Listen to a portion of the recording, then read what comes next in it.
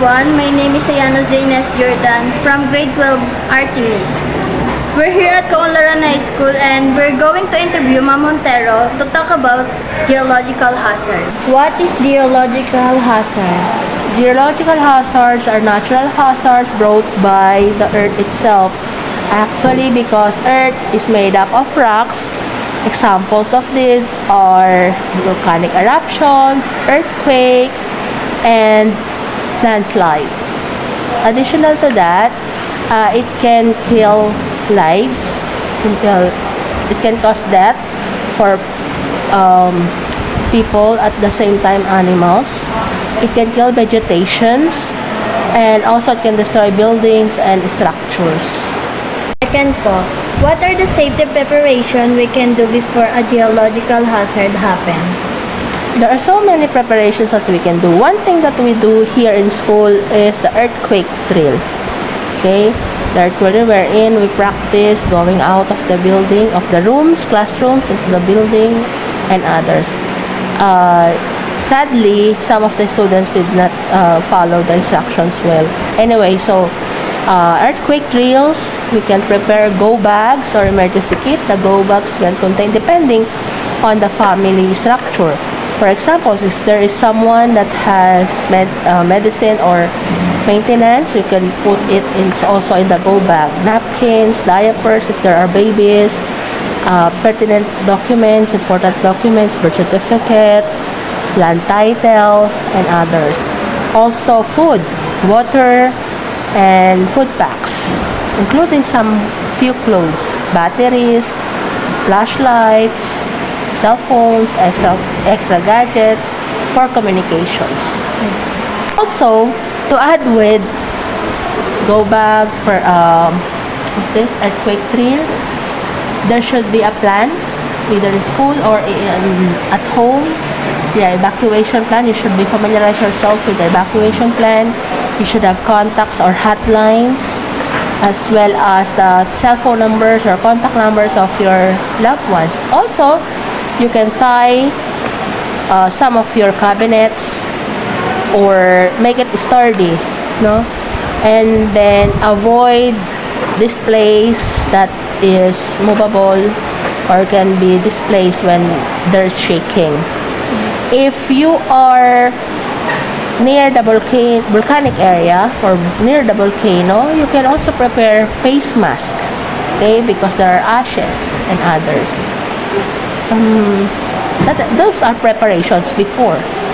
Number 3 po, what are the causes or natural processes behind geological hazard?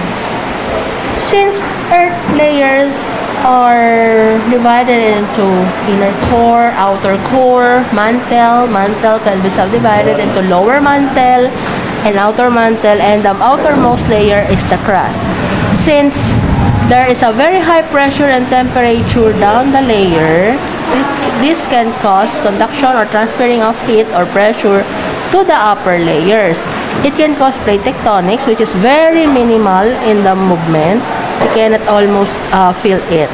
But sudden earthquake in the fault zones and other sources, it can cause earthquake.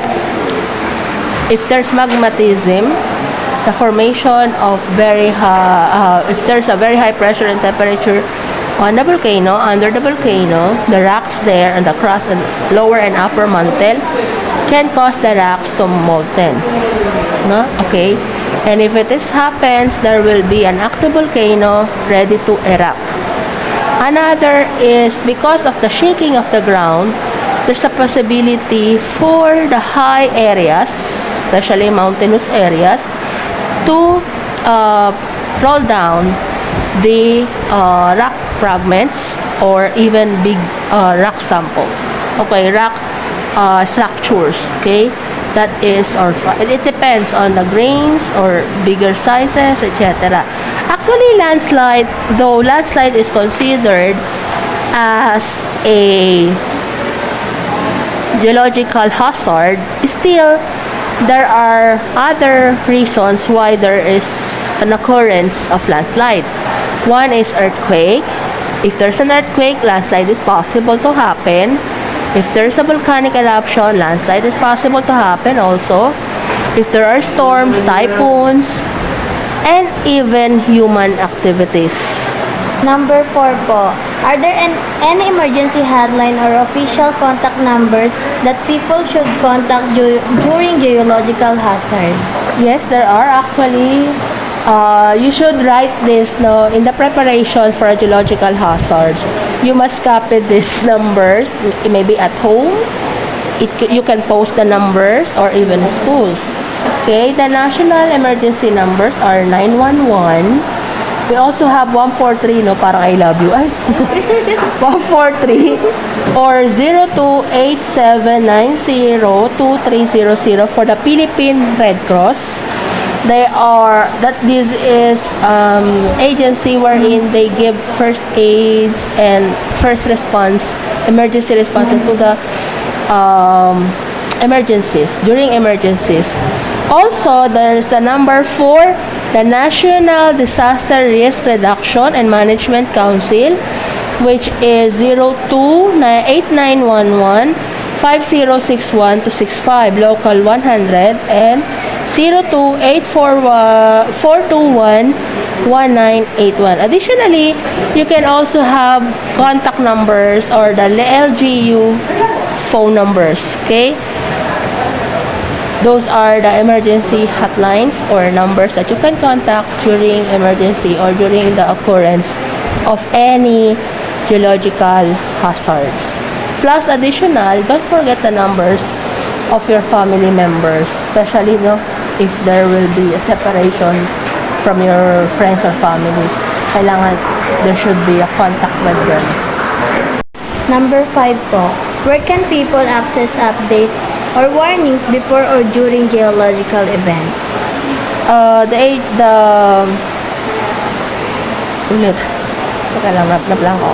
Okay, you can like the page of Philbox. Meron na. There is a Facebook page of Philbox wherein you can see updates. Also, the local government give us updates during these events. And also the NDRRMC. Okay?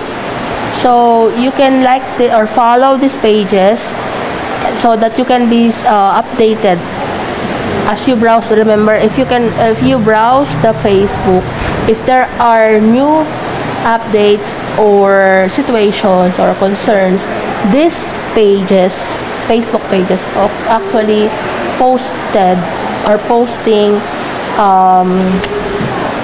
news or updates regarding geological or any hazards that we may encounter or may occur. Geologically, it should be Philbox. If there are in the weather or hydro, that is Pag-asa. Number 6 po, how can we recover and help others after the disaster has passed? Okay, first, there are evacuation centers. If there's a need for you to go to evacuation centers, you must. Okay, there are agencies or authorities that's giving help to these people. Example, in the evacuation areas, the LGUs, the Red Cross, and other agencies or organizations give help, reliefs, first aid for the emergencies and others. In the hospitals, like that. And then after that, the local government also can inspect, especially for example, in school. The engineering team of the local government can go to schools to inspect buildings and structures if it is safe to resume classes and others. Additionally, if you, for example, you have a group and you want to help others that is in that emergency, you can gather goods for those affected persons, that you can give them reliefs or food packs, something like that, or clothes if there is a need, etc. And also, especially those who are in trauma or psychological problem encountered during phobias or during the event. No, counseling is also good. But this help to those people in need like that. Kasi especially if they really have what's this? If there's someone that is died from the family, something like that, counseling is good also. A big help also to them. Thank you. Good day, everyone. We are here in Kaunlaran High School to interview Sir Kim for our geological.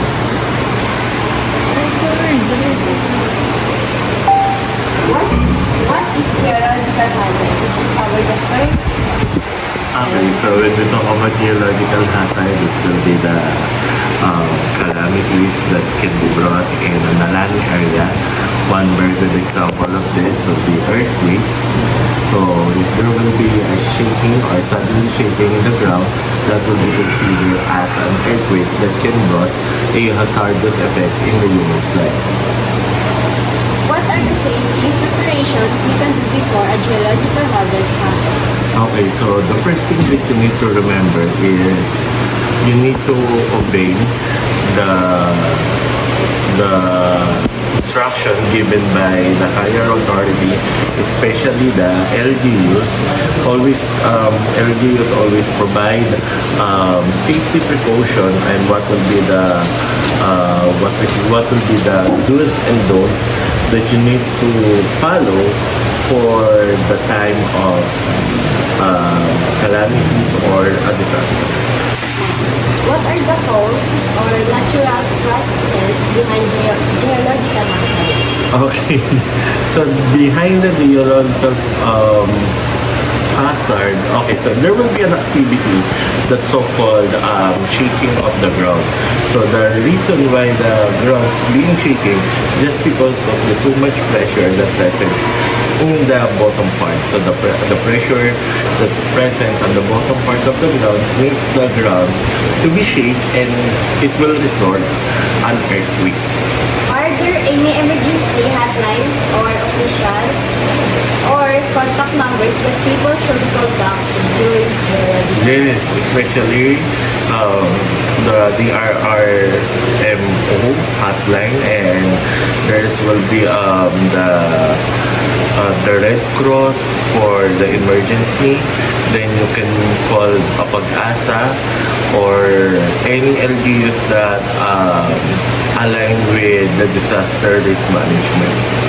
Where can people access updates or warnings before or during a geological event? Okay, one is using social media, but you need to remember that using the social media, you need to identify if the source will be valid. It will be coming from the authorized organization that will give announcement or reminders regarding to the disaster or calamities. You need to provide the hotlines, the guidelines in doing the safety precautions. So you need to be aware for that. Just because using social media, marami tayong mga fake news dyan, and you need to verify if that source will be reliable or valid. How can we recover and help others after the disaster has passed? Again? How can we recover and help others after the disaster? Okay, so one thing that I really admire is the behavior of the Japanese people. So why? Because Japanese people always encounter tsunami, and one of the identity that being established by Japanese people is to establish the discipline in every action. So majority kasi, especially on the Yolanda or kapag ka nagkaroon ng disaster is nagkakaroon na ng out of control yung mga individual na kung saan nagkakaroon ng lawless violence na nagnanakawan or lahat. Pero yung mga Japanese, they show one characteristic is being show the discipline na kung saan nakapila sila na maayos, hindi sila nag-aagawan on the supply or something like that. So I think one of the characteristic to overcome that particular disaster after we encounter that is showing the discipline. And then syempre you need to join with the different organization that help in a volunteer in helping those people who are affected by the disaster or calamities. So, okay, Thank you, sir. Good day everyone, my name is Sharon F. Minion from grade 12 Artemis, and today we are here at Colorado High School to interview one of the junior high school teachers. Let's meet Sir Hilarion. The first question is, Ano yan? what is geological hazard? When we talk about geological hazard, yun yung mga events na kung saan pwede magkaroon ng sa atin, harmful effects. Okay? For example, yung mga earthquakes, yan, this, yung mga volcanic eruptions, landslides, so on and so forth. So yun yung tinatawag na geological hazard. Next question, please. Next question, what are the safety preparations we can do before So, geological dapat, no, when we talk about safety precautions, so kinakailangan, of course, dapat maging prepared tayo. Like for example, when we talk about an earthquake, huwag natin gawing biro yung mga earthquake drills na ginagawa dito sa eskwelahan. Okay? Kasi, yung na-observe ko na ginagawa na talaga ang biro. So, iwasan natin yun. Kasi nga, when we talk about preparation, of course, we must prepare para alam din natin kung ano yung gagawin natin during high school. Okay? During some possible na dumating ng mga sakuna sa atin. Okay? Next. Next question, what are the causes or natural processes behind geological hazard? For example, mga process, no? For example, sa volcanic eruption, di ba? So, when we talk about volcanic eruption, nagkakaroon talaga ng paggalaw sa ilalim ng lupa. That's what we call the tectonic plate. And then also the earthquake, di ba? Paggalaw ng lupa sa ilalim. Or, yun nga, gaya ng sinabi ko kanina, all about the tectonic plate. So, yun yung mga natural process kung bakit nagkakaroon ng geological hazard. Next. Are there any emergency hotlines or official contact numbers that people should contact during Actually, meron eh. You must visit some site. Actually, nakalimutan ko na yung mga pinapaskil ng mga sa fire department, sa mga yung mga emergency hotline. Yung mga natin, kinakailangan natin makabisa. And also, pwede din possible na sa mga pockets natin, mailagay natin. Basta, during an emergency, dapat meron tayong Next question, where can people access updates or warnings before or during a Okay, geological so ngayon, no, when we talk about updates, di ba, automatic na merong nag-a-alarm sa atin kapag merong lindol, of course, kapag meron din mga typhoon na, di ba? So, meron nag-a-alarm, I think yung NDR, MC, yun yung pinaka-updates natin. And also, of course, yung correct usage din ng social media. So, kaya lang, may mga dapat nating i-consider na iwasan natin yung mga fake news kasi nga may times na merong mga lumalabas na mga suspension of classes, right? Pero it's not credible news outlet. So kinakailangan maging credible din yung mga news outlet na pwede nyo tingnan sa mga updates. Last question, how can we recover and help others after the disaster has passed? So of course, no, medyo na yan, sa ating initiative natin. For example, yung mga nasa sa eskwelahan natin, di ba, I think yung mga donation ready.